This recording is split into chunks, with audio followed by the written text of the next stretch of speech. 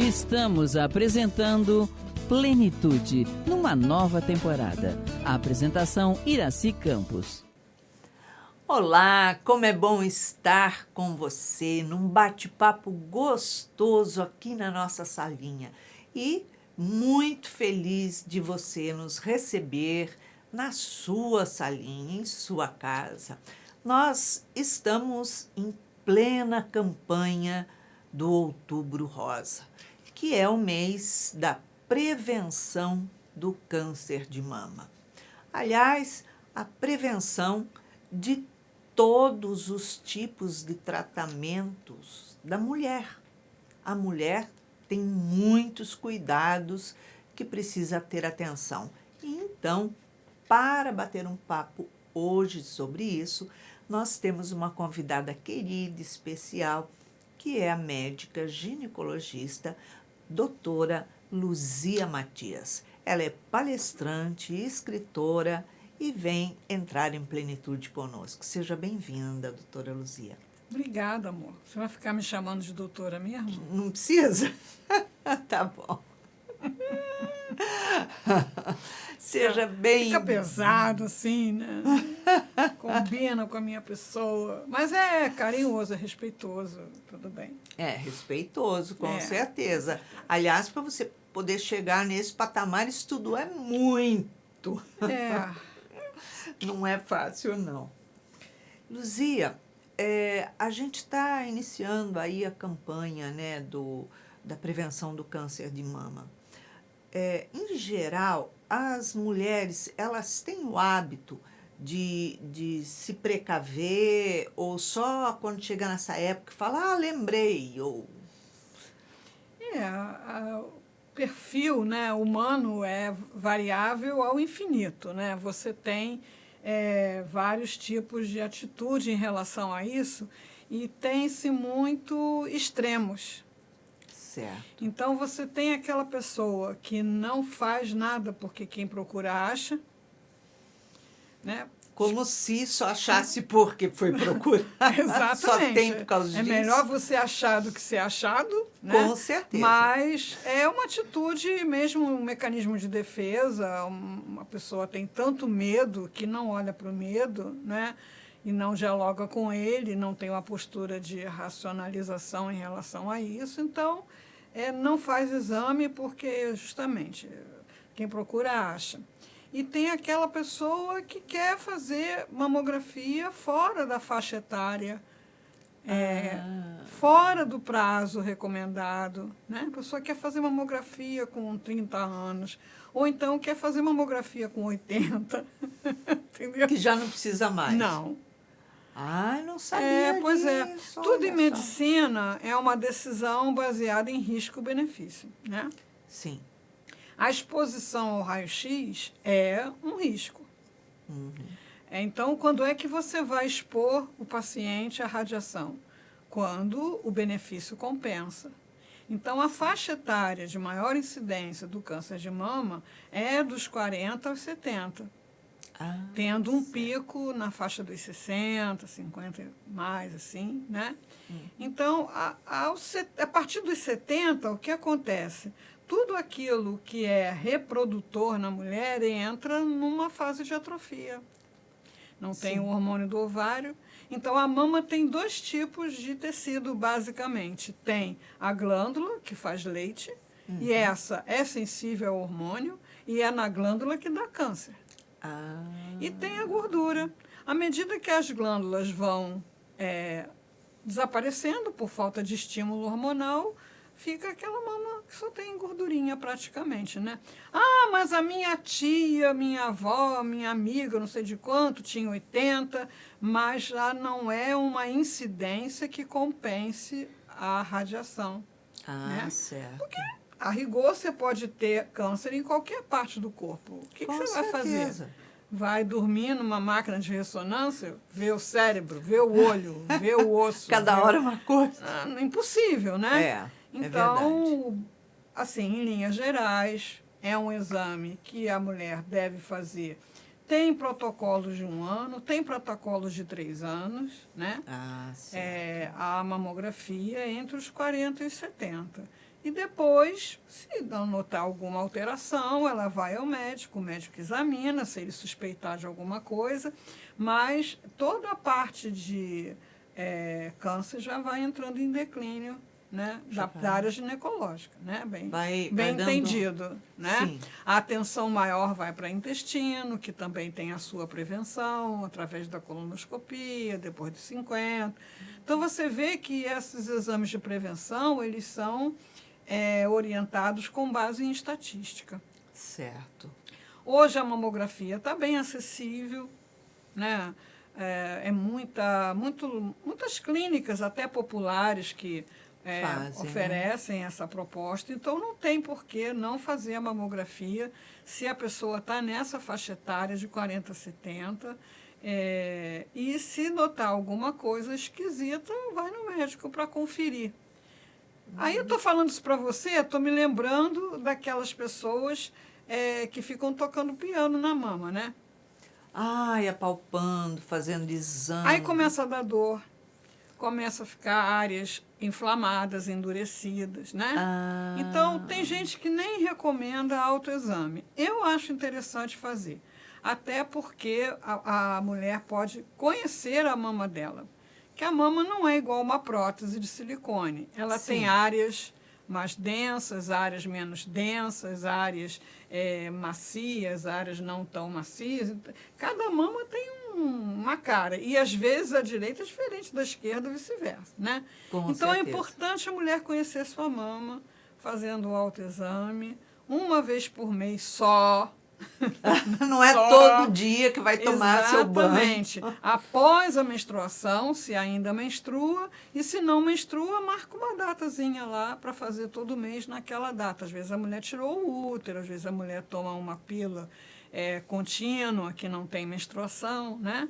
Então, para conhecer sua mama. Mas a mulher que está apavorada com câncer de mama, teve uma amiga, teve uma prima, teve alguém na família, ouviu a campanha, aí ela começa todo dia... Ai, tá doendo aqui. Acho que tem uma coisinha que não tinha. Quando chega no consultório, só para relatar para o médico a queixa, ela vai na mão e... Não, porque eu comecei assim, porque não sei o que, não sei o que. Então, essa coisinha assim... Esse piano que dá ela dor, toca. inflama. Não dá câncer não, tá, gente? Dá dor, inflama e reflete um estado psicológico bem como é que eu vou dizer? Comprometedor da qualidade de vida que a gente sabe, né? A gente que é espírita, que trabalha com o homem como um integral, um ser integral, a gente sabe que saúde não é só ausência de doença. Com certeza, com certeza. Então, às vezes a pessoa não tem nada na mama, mas está doente. E a tensão de poder ter, porque minha mãe teve, a minha avó teve, sei lá quem mais teve. Isso. Então, essa tensão pode até gerar, porque a pessoa fica conectada com isso, pensando, será que eu tô? Porque se a gente pensasse em câncer, tivesse em câncer, eu acho que não sobrava mais ninguém. Não sobrava ninguém. Não, existem barreiras, né, de manifestação do pensamento na matéria, porque se não existisse, né? Nossa. Vamos pensar no elefante. Aparece um elefante aqui, né? Então, a coisa demanda, né, uma insistência, uma permanência. Mas a pessoa não tem câncer na mama, mas não tem qualidade de vida, né? Vive com ansiedade, e a ansiedade começa a detonar um monte de coisa. Então, o que eu estou querendo focar, né? Em relação a câncer de mama, outubro rosa, em relação a todas as outras campanhas de prevenção, bom senso, né? Vê se você está na faixa etária, vai com medo, mas vai, porque senão aquele medo vai virando fantasia, e aquelas fantasias comprometem muito a qualidade de vida. Com certeza, nossa. Você tocou numa coisa que é interessante, que é a questão genética, né? Quando a mulher tem uma informação genética para câncer de mama, ele geralmente aparece na mulher jovem. Porque esse câncer que aparece na mulher de 60... Não, é do envelhecimento. Olha só que Entendeu? interessante. Então, quando você tem uma prima que teve câncer de mama com 30 anos, é interessante você acompanhar com o mastologista. Ele vai pedir lá o que ele achar interessante, né? Uhum. E tem aquele caso lá da Angelina Jolie, que tirou as 2 mamas, enfim. Mas, tenho câncer de mama na família. E a gente pergunta, quem na sua família teve câncer de mama? Minha avó. Então, esse câncer não é genético, porque se fosse genético, se manifestava mais cedo, né? Infelizmente, esse é mais agressivo. É mais agressivo daí. Olha só que interessante, eu não sabia não. Isso eu não deixando você nem perguntar nada, né? Não, a gente, é isso que é legal, a gente ir conversando, porque você vai esclarecendo muitas vezes algumas coisas que eu nem perguntaria, mas que uma coisa vai puxando a outra, né? Exatamente. Então, assim, a questão do medo, né? A gente precisa conversar com ele. Sim. Para ele não virar doença, né? Exato. Colocar ele num foco, dialogar. Então, não pensa quem procura acha. Com certeza. Isso nos leva a uma notícia muito boa, que você já deve ter notado nos seus relacionamentos, nas notícias, né? Que o câncer como um todo, né? Porque são muitas doenças diferentes com o nome de câncer. Mas Sim. esses mais conhecidos, como o de mama, hoje tem possibilidades de cura altíssima. Exato. Mas depende do diagnóstico precoce. Luzia, o homem também tem câncer de mama, não é isso? É bem mais raro, claro, mas o homem tem mama, né? Se tem mama, pode ter câncer de mama. Mas é uma mama rudimentar. O que a gente, infelizmente, está assistindo é o uso indevido de hormônios, né? Então, se criam padrões de beleza totalmente antinaturais. Com certeza. Que a pessoa quer colocar uma musculatura antinatural. Exato. E é facilmente iludido, né, por profissionais desonestos, né, que só visam o lucro, a tomar um negócio que eles chamam de suco, que de suco não tem nada, é testosterona mesmo, né?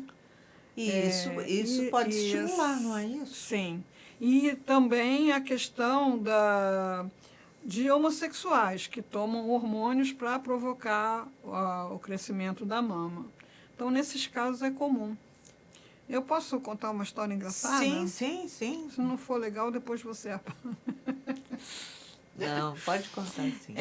Eu fiz uma reciclagem, né, sobre câncer de mama lá no INCA. E eu estava no ambulatório acompanhando a triagem, né, que é um movimento muito grande, e o colega que estava atendendo, ele não levantava o rosto do papel, né?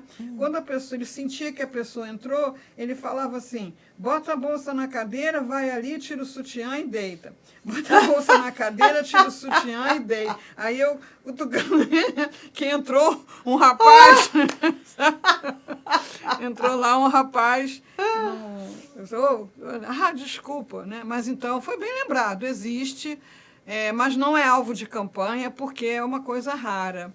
Agora, se seu filho, se alguém, irmão, alguém conhecido está fazendo uso de hormônio, é bom alertar, né, para procurar um médico sério, né, um endocrinologista. Se o negócio é ganhar peso, massa muscular, procura um profissional sério. Existem muitas formas naturais de você ganhar peso e se você quer desenvolver o músculo, faça o exercício.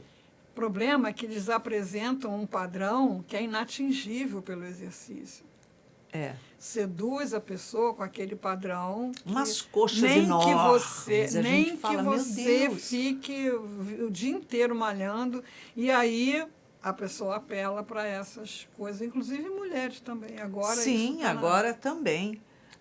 Tem mulheres, eu olho, às vezes eu falo assim, meu Deus, essa mulher passa perto de mim, me dá uma pernada, me quebra inteira. Com certeza. Não, não dá para acreditar. Mas o homem vai ter a campanha agora de novembro, que é do câncer de próstata, né? Que é também um câncer de acesso fácil, tanto ao diagnóstico quanto ao tratamento. diagnosticado em início também tem excelentes números de cura, né? Certo. E que justamente pela cultura nossa, né, de que os homens não costumam fazer consultas de prevenção, só vão mesmo procurar quando a coisa está complicada, né? Quando a mulher faz um autoexame e encontra lá uma bolinha, seria um nódulo?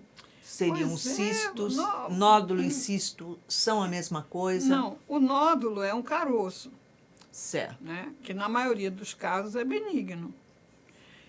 E o cisto é alguma coisa de conteúdo líquido.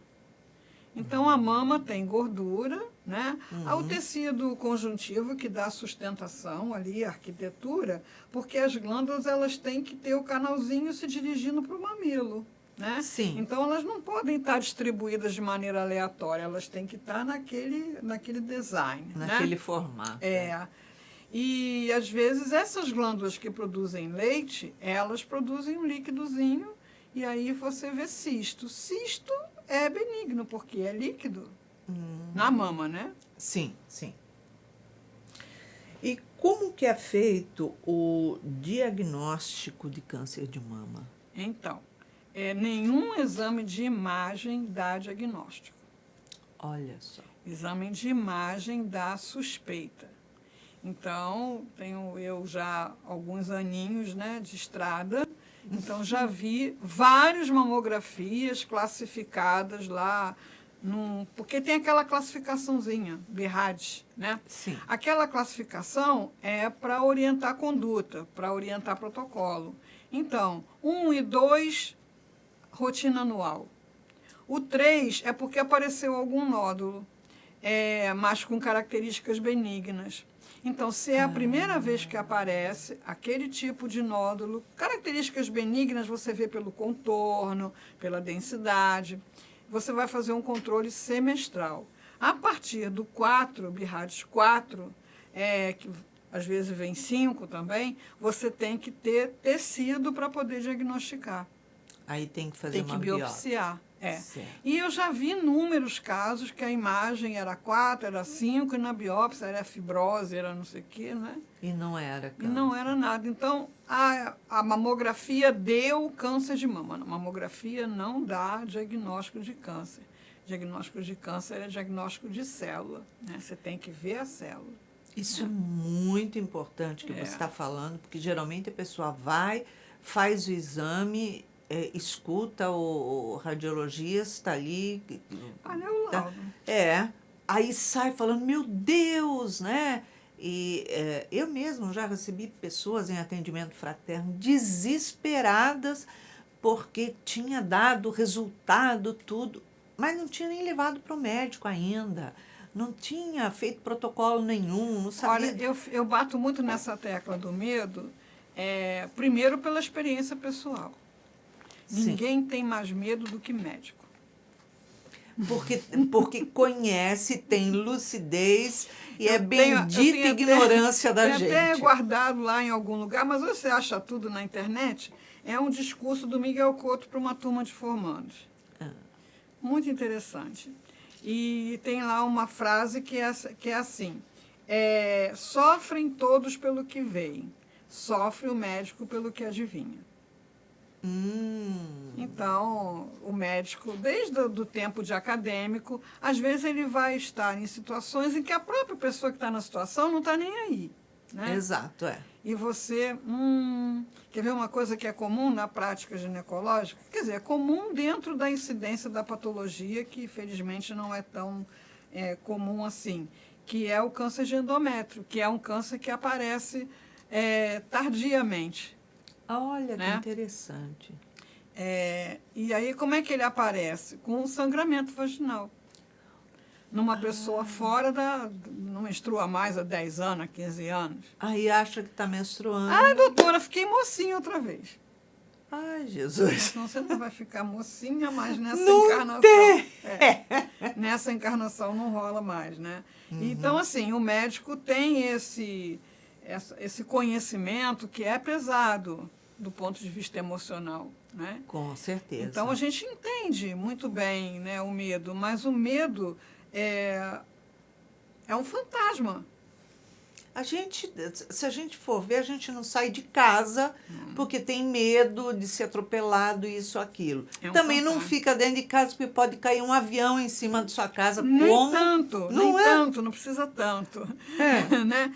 Então, assim, eu recebi uma paciente completamente descontrolada emocionalmente, chorando muito, desesperada, porque ela estava com câncer de mama. Quem falou para você estar com câncer de mama? Deu aqui no meu exame. Deixa eu ver seu exame. Então, assim, a mãe dela teve câncer de mama e o sinal precoce, foram microcalcificações. Mas não é qualquer microcalcificações, é aquele tipo de microcalcificações. Específico, né? Então, o câncer da mãe dela foi diagnosticado a partir daquela imagem, né? Que levou a biópsia e confirmou. E a mãe dela foi tratada e curada. Mas ela estava em pânico porque o câncer da mãe dela começou com isso e o exame dela tinha dado isso. Aí eu fui olhar, estava escrito não. Não foram vistas microcalcificações. Ela não conseguia ver o não. Mas você está vendo? medo. Não conseguia ver o não. Né? Meu Então, Deus. eu procedo assim comigo, né? Consegui desenvolver essa prática comigo, que é marcar a data na agenda. Quando chega naquela data, eu vou direto e marco a consulta.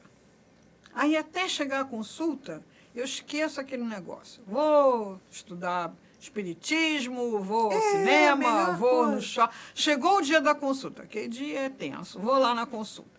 Aí vou lá, passo lá pela primeira etapa, que é o exame médico, tudo bem, vai fazer o exame. Aí eu vou, marco o exame. Até o dia do exame...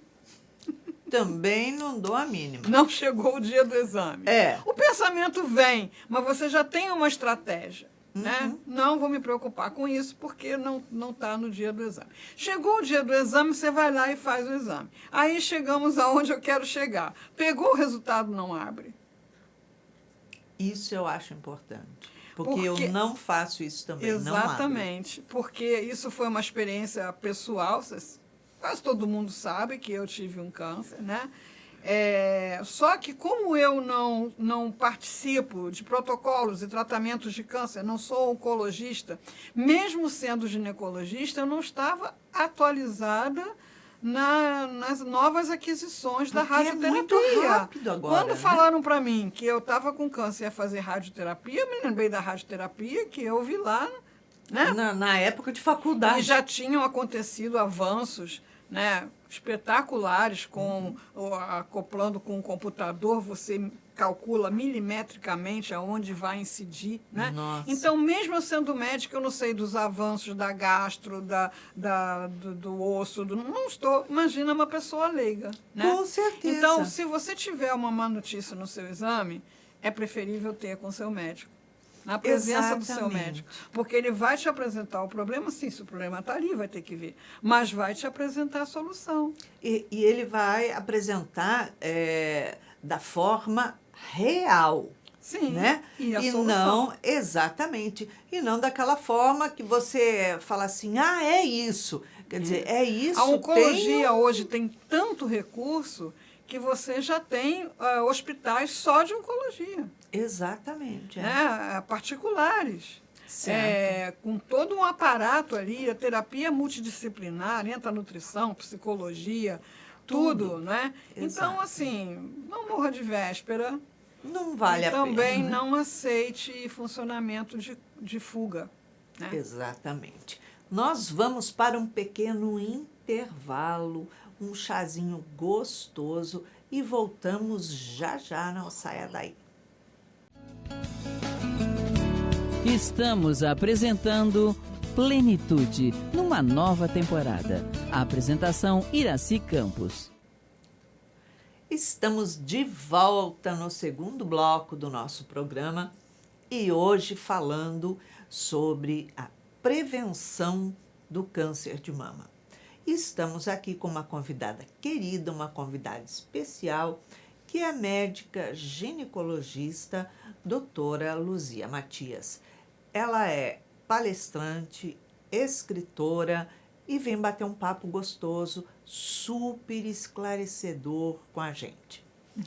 Luzia, quando a gente fala que foi fazer uma mamografia e apresentou lá um nódulozinho, um negocinho lá, a gente não pode, em momento algum, dizer que está com isso ou aquilo. Não, a partir da imagem, não.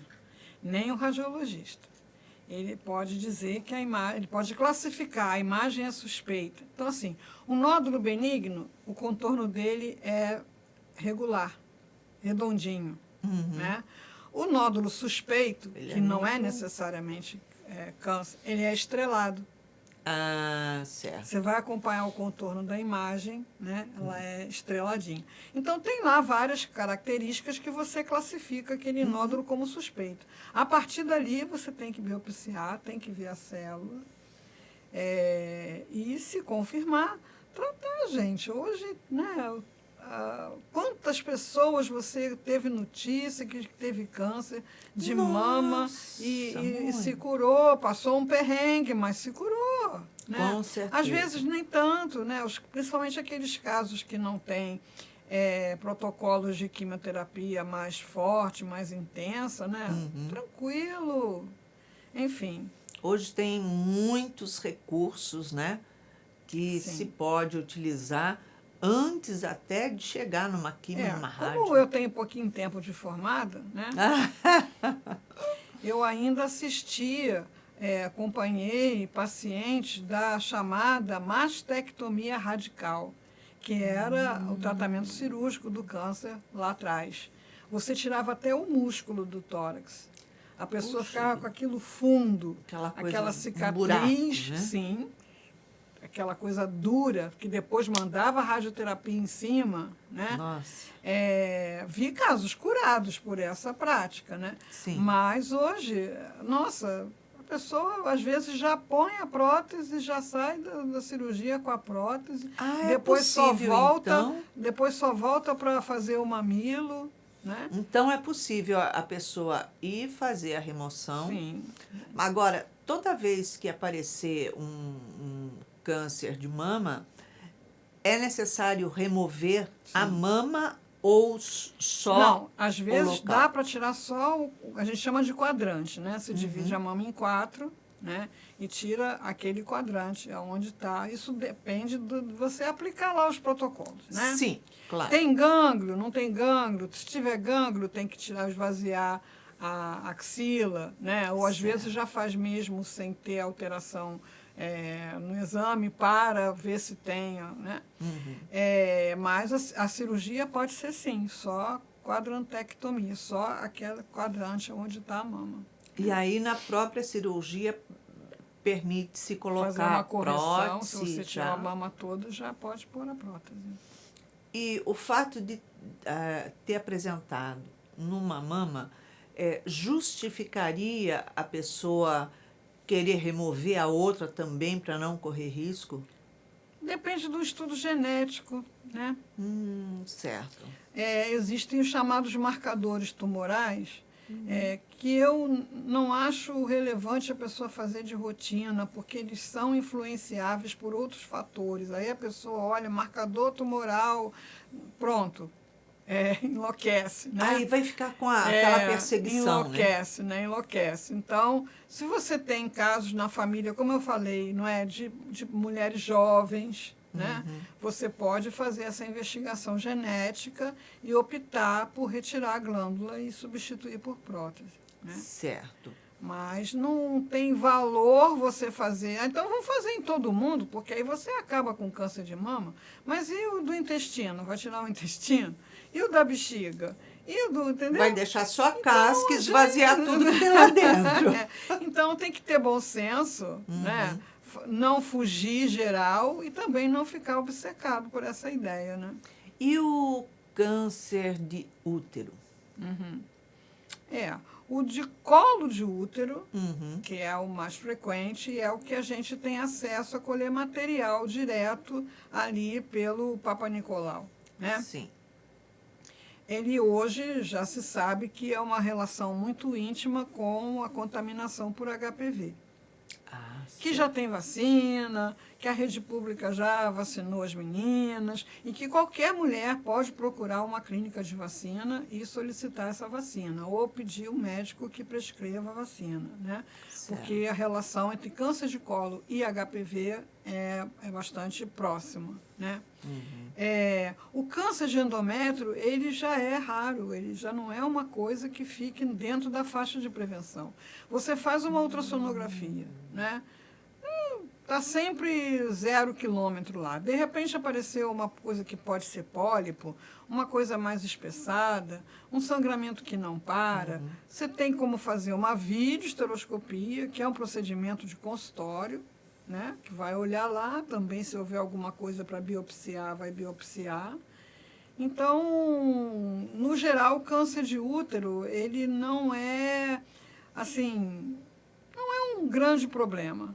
Certo. Porque você tem como ver o colo e o endométrio, né? Que são, Perfeito. São separados. Tem também muscular? Tem, mas aí você já entra numa coisa de raridade que não é o alvo das campanhas, né? O alvo das Exato. campanhas são as coisas comuns do dia a dia, né? Enfim, qualquer anormalidade você vai relatar para o seu médico, ele vai proceder à investigação. E outra coisa também, não é? Se a pessoa já passou da menopausa, o que acontece após a menopausa em quem não faz reposição hormonal? Todo o genital vai atrofiando, porque ele se desenvolveu por estímulo do hormônio.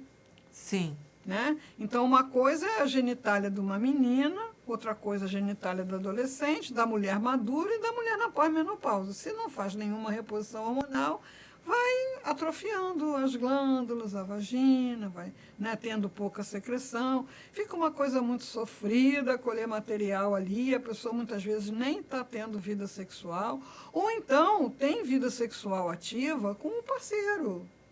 Sim. Um parceiro confiável. Parceiro fixo, digamos né? assim. Então, assim, você não vai pegar HPV de quem não tem. Com certeza. Né?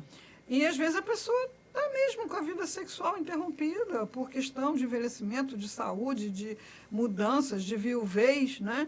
Então, conversa com o médico se vai ter necessidade de ver colo, né? Certo. Ou não.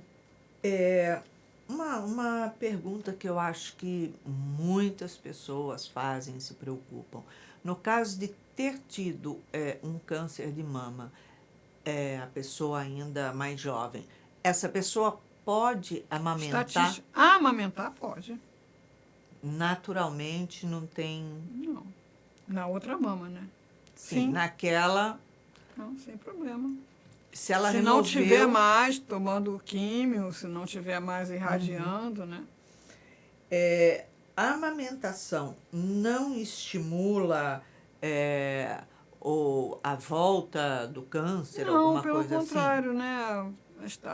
A amamentação diminui a incidência, né? As mulheres que amamentaram têm estatisticamente menos incidência de câncer de mama.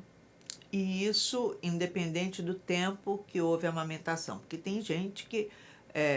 o que a gente sabe é que os 6 primeiros meses que é o importante. Depois, não. A gente vê algumas mães com uma criança aí de 2 anos pendurada no peito. Eu falo assim, gente... não tem relação com câncer, não. Né? Não tem. Não, tem muita questão emocional, eu acho. Eu atendi uma mãe com um garoto desse tamanho, assim, que ele pegava o peito dela. Aí ela começou a falar comigo porque elas querem que você dê um remédio para interromper a lactação. Mas se a criança suga, estimula. Lógico. Fica aquela competição. Um estímulo para interromper, um estímulo para provocar, né? E aí ela falou comigo que ela queria um remédio, falou baixinho assim, para parar o leite. Olha, o garoto já estava tão grande que ele falou assim para mim, você não vai secar meu leitinho, não. Ai, meu Deus! Eu espero acabar o filme. Eu acho que ela enrolava ele. Não, deixa a mamãe ver o filme. E aí, nisso, ele dormia, né? Eu espero acabar o filme, né? Então, Ai, realmente, meu Deus. aquela dificuldade que a gente tem para pôr limite, para educar, né? Exatamente, por Para limite. aguentar a pirraça, a malcriação. E se a gente não... O Rossandro bate muito nessa tecla, né? Se a gente não põe limite, a gente não educa, cria aquele monstrinho mimado que é insuportável para o mundo, para ele mesmo, Com né? certeza. Eu amamentei meus filhos e quando fui no médico, no pediatra, olha, 6 meses eu estava no médico já, né? No pediatra. Aí ele falou assim, agora a gente pode começar a tirar. Eu falava, ai, que bom. Chegava em casa, mamadeira. E direto, pronto, acabou, tirei. Desobedeci o pediatra, né? Eu É. não posso recomendar isso aqui em rede nacional. Então, Mas é em geral, verdade. a gente deixa lá com o pediatra, porque qualquer especialidade médica passa por muita atualização. Né? E vai, tem coisa que é gradual, Então, realmente. não havia, por exemplo, antigamente essa restrição ao açúcar, que é hoje em dia, né? Que uma criança não prova açúcar até os 2 anos. Então, as coisas, né, tem que seguir o pediatra. Se você vai querer incomodar o pediatra, se a criança não estiver bem, tem que seguir o que ele fala, né? Com certeza, obedecer ali bonitinho, né? Deixa eu ver aqui o que ela colocou. Luzia, o emocional da pessoa, ele comanda praticamente tudo no corpo, né? A gente faz as doenças, como a gente tem também a parceria com o profissional de se curar. Como é que funciona essa parte terapêutica? Acho que até a gente já tocou, né, em alguns pontos disso aí, né? E aquela coisa que a gente começou a conversa, né? Observa o seu funcionamento, observa a sua postura diante da situação, né? Preciso fazer mamografia dentro daquela idade? Sim, é preciso. Preciso justamente para possibilitar o diagnóstico precoce e, consequentemente, a cura, né? Se o meu comportamento é de evitar, eu preciso buscar até ajuda mesmo de um psicólogo para não ficar fugindo e deixando... Porque você foge da solução e fica no ambiente da doença sem estar doente, né?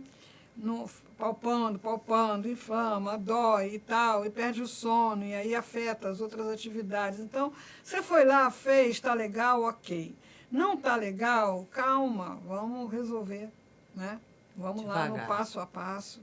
Tem um passo a passo. E os resultados, como a gente já tinha falado de cura, hoje são bem animadores.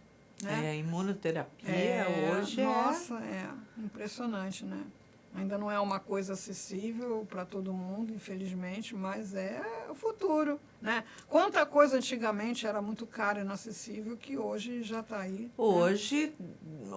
os laboratórios até simples isso já fazem. produz, exatamente. Então, assim, o que a gente quer deixar, esse mês é de alerta, de campanha da mulher na questão da prevenção do câncer de mama, e do câncer ginecológico como um todo. Fica com a sua rotina em dia, que você fique em paz, fica tranquilo. Uma vez por ano fazer o... Tranquilo. Tem protocolos até de mais tempo, aí depende do médico que está acompanhando, né? Adotar. Na rede pública se adota 3 anos. 3 anos? A mamografia. Aí, assim, como esse não era o meu protocolo, eu, quando trabalhava na rede pública, eu falava, olha, faz ao longo do ano, você junta um dinheirinho e faz. Faz todo ano que é melhor, né? certeza. Mas tem a coisa do elemento radiação também, né? Enfim, é filigrana, o que interessa é você seguir a orientação do seu médico, o que ele propõe para você. E ter um médico, né? Hoje em dia a gente percebe que há muita dificuldade nessa relação de confiança. Fenômenos, né, do nosso tempo. Então, às vezes, se perverte completamente a sequência lógica da consulta. A gente recebe pacientes que chegam dizendo assim, eu vim aqui para a senhora me pedir isso, me pedir isso, me pedir isso, me pedir isso. O que a senhora quer, meu carimbo? Caramba! Né? Não, peraí, você vai me falar o que você está sentindo. A pessoa acha as coisas na internet e já vai... Você vai me dizer primeiro o que você sente, o que você está preocupada, qual é seu pensamento. Depois vamos examinar, né? Depois vamos, então, pedir o exame, depois vamos receitar. Tem uma sequência lógica, né? Mas essa relação está muito tumultuada hoje em dia, de ambas as partes. Por parte do próprio médico, infelizmente, né? Tem médico que a pessoa chega, fala o que está sentindo, não olha no exame, não conversa, faz esse exame e volta. Então, o que fica na cabeça da pessoa? Que quem vai resolver o problema é o exame, né? Exato. É que nem aquele, põe a bolsa, tira o sutiã. E deita. E deita. O sutiã. Então, assim, nesse automático, né? E ter uma relação de confiança com o médico é um diferencial. É de muito qualidade. importante. Nossa. A confiança é tudo. Exatamente. Se você não, é uma coisa que eu falo, se você não confia no teu médico, procura outro. Exatamente. Não se sente bem, confortável, não tem uma relação boa, não vale a pena. Exatamente. Não responde às suas perguntas, não atende à sua ansiedade, não dialoga com seus medos. Então, a gente vive uma era de muita informação, que por um lado é muito bom, a gente não poderia estar fazendo isso aqui há algum tempo atrás, né? Com certeza. Mas por outro lado também é muita coisa para administrar. Exatamente. Hoje em dia, as meninas já bem jovens, elas já procuram um cirurgião plástico, já faz nariz, puxa para cima, para baixo, para o lado, sei lá, vai lá, bota prótese. A maioria delas vão atrás de colocar prótese. Colocar prótese, ainda assim, jovem, lá pelos seus 16 anos, não é algo precoce que pode vir mascarar qualquer exame que ela venha fazer, porque a mamografia é um exame bem chato de fazer, né? Não é não, senhora. Eu acho. Não é não, senhora. Eu faço, sem dúvida, mas eu acho chato. Não, um apertãozinho assim, outro assim, um assim, outro assim, só isso. É. Quanto mais jovem a mulher, mais ela tem sensibilidade, porque tem mais glândula do que gordura, né? Mas se já é um exame que você vai fazer a partir dos 40, já começa a declinar a questão da... né? E a mama com prótese tem uma técnica da mamografia para você rebater a prótese, né? A pessoa não fica, ou faz a ressonância, não fica inacessível ao diagnóstico precoce, não. Agora, os critérios para implantar a prótese é que depende do cirurgião plástico. E a gente nunca sabe até que ponto essa pessoa, né, está sendo... comprometida com a sensatez ou com a demanda.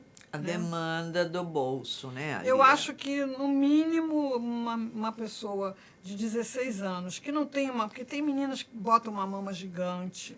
Tem. Aquilo pesa, entorta a coluna, ela tem dificuldade de uma elasticidade, botar uma né? roupinha, né? Um caso bom para uma plástica de mama, né? Agora, para atender a essas imagens produzidas, né, pela mídia, né, pela internet, pela TikTok, pela não sei o quê, né? Nossa, muita doença. Eu acho que se fosse minha filha hoje, eu levaria para conversar com um psicólogo.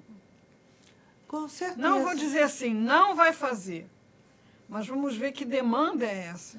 O que tem, muitas vezes, por trás daquilo que está te incomodando, né? Por que você tem que chamar tanto atenção para os seus seios ali? O que está acontecendo? Qual a demanda, né? Porque uma demanda emocional não vai ser atendida por essa prótese, né? Nada vai começa satisfazer. Piercing, prótese, tatuagem.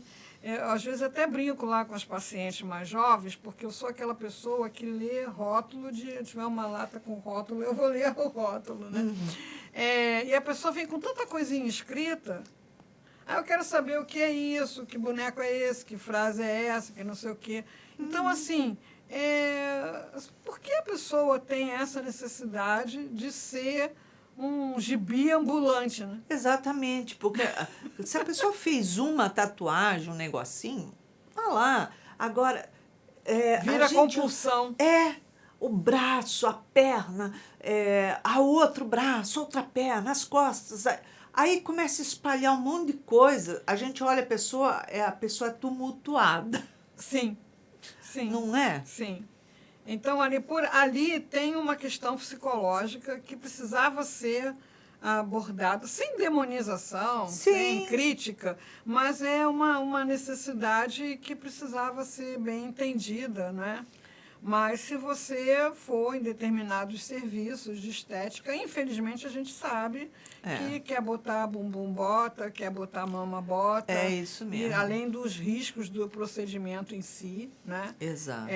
Tem a questão da questão psicológica que está gerando aquela demanda ficar encoberta, né? Uhum. Fica Com encoberta. certeza. O fato de colocar prótese muito nova começa a haver necessidade, digamos assim, de antecipar os exames? Não, porque a glândula está lá. Certo. A glândula está lá, por cima da prótese está a glândula. Então tá. É tudo igual. Então é tranquilo. Então é tranquilo. A minha preocupação realmente é com a questão emocional. Uhum. Né? A gente está vindo do Setembro Amarelo, né? Exato. Que está todo mundo falando das estatísticas preocupantes de suicídio entre jovens e crianças. Muito alta. Muito em função dessa necessidade de estar naquele modelo, de estar naquele padrão, de estar naquela visibilidade, naquela apreciação. Exatamente. Né? Que não foi olhada, né? Não foi atendida. Uma estética criada de computador, né? E aí você tem que ter a maçã do rosto assim, o peito assim, a coxa assim. Aí você fala, nossa, que trabalhoso que é ser mulher agora. Eu achava que era trabalhosa secar cabelo, arrumar. Hoje em dia, nossa! Se bobear, vive em função disso, né? O tempo inteiro.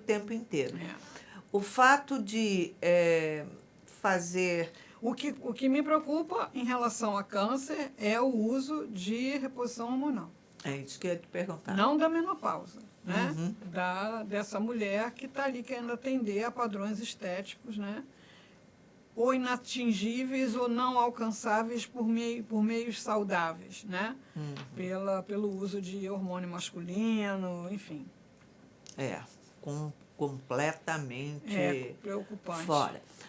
Chegamos ao final do nosso programa e eu te convido para deixar uma mensagem para as nossas telespectadoras, para que elas possam refletir um pouquinho aí durante esse mês todo na sua transformação. Vai lá na pastinha, vê teus exames, está vencendo, agenda, marca, né? Vai tranquila, vai na paz, né? Sem antecipação de coisas que não estão acontecendo. E confiante na ciência, confiante na medicina, que está evoluindo muito sempre, né, em relação ao tratamento de câncer, aos cuidados, né, com câncer de mama, principalmente, resultados muito bons. É isso, então. Se cuidar e fazer os seus exames periodicamente, né? Isso. É isso aí. Luzia, obrigada pela sua presença. E para que você tenha uma semana de muita paz, muita alegria, porque hoje entramos em plenitude com a doutora Luzia Matias, nós deixamos aqui um beijinho cor-de-rosa para você, cheio de muita paz. Acabamos de apresentar Plenitude. Produção Seja Barra. A apresentação Iraci Campos.